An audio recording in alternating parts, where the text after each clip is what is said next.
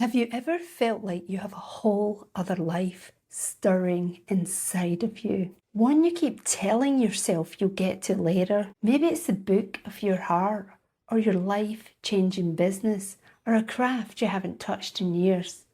Something that used to make you feel completely alive, now sitting shelved, waiting for a day that never quite arrives. Unfortunately, that day probably isn't coming. There is never extra time.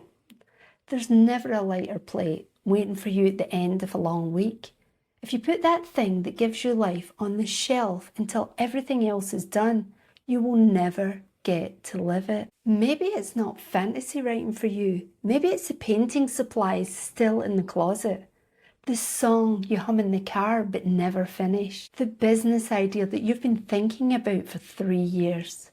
The manuscript sitting in the drawer, or worse, sitting on your laptop untouched every single day, whilst you tell yourself you'll get to it once things calm down. But things never seem to calm down. Maybe you've even convinced yourself it's fine, that you're just being responsible.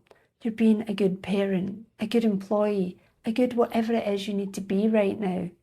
And the creative thing can wait, because it feels like the selfish one, the indulgent one, the one that can get sacrificed first when life gets full. I understand that logic completely because I've lived inside of it, but I want to gently challenge it because I don't think it's true.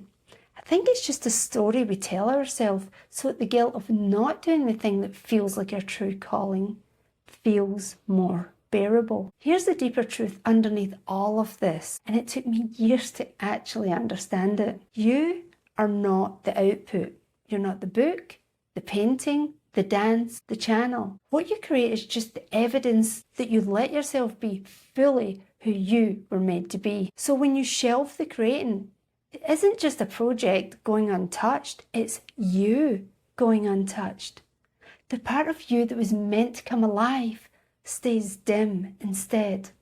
And everyone around you, including you, just gets to experience a dimmed down version of you. I think a lot of us are running around half alive and calling it normal. We've got so used to this half life that we've forgotten what it feels like to be fully switched on. And the thing that would switch you back on is usually sitting right there, shelved, waiting, the writing you haven't opened, the canvas you haven't touched, the song you haven't finished, the idea you keep telling yourself you'll get to one day. I felt a clear inner nudge to put away my fantasy writing at the beginning of the year, and I only fully picked it back up 2 months ago. When I did, when I actually let myself get back into my story world, life poured back into me. My business suddenly felt lighter. Working in my garden, which had felt like a huge burden, felt lighter.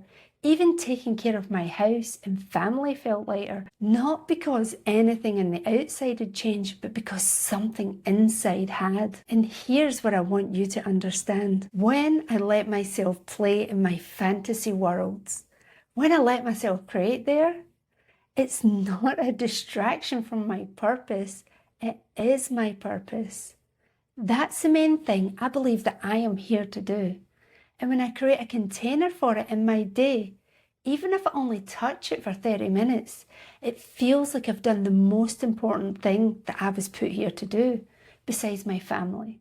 It feels like I've put my top priority first, instead of squeezing it into the leftover space at the end of the day.